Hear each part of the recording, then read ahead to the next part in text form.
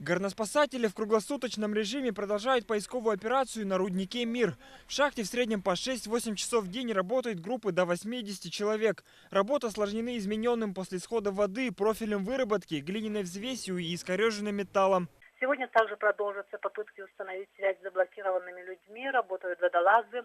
Они обследовали уже больше 3 километров выработок. Поиск рабочих ведется на 3 горизонтах рудника, где предполагаемо шахтеры могут быть.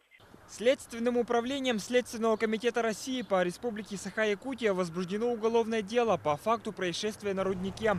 На предприятии изъяты документы, связанные с проведением подземных работ, в том числе должностные инструкции всех работников. В рамках расследования уголовного дела устанавливаются все обстоятельства произошедшего. Следователям продолжается осмотр места происшествия. Опрошены 94 работника предприятия, которые непосредственно в день происшествия проводили работы на карьере. Президент компании «Алроса» Сергей Иванов пообещал, что работникам рудника в случае вынужденного простоя будет выплачена заработная плата. При этом все пострадавшие в обязательном порядке получат компенсационные выплаты.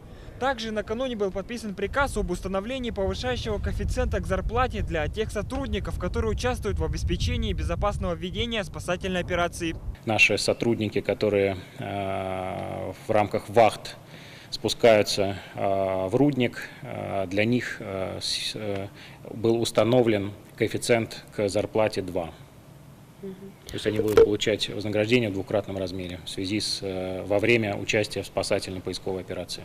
По данным МЧС, на 8 часов утра длина участков завалов, за которыми предположительно могут находиться заблокированные шахтеры, составляет 240 и 480 метров. Спасателям приходится работать по пояс в воде, что затрудняет перемещение. В данный момент идет работа по установке насосов для откачки воды, запуск которых планируется сегодня вечером. Евгений Заборовский, Николай Соколов. Вести при поддержке ТРК «Алмазный край».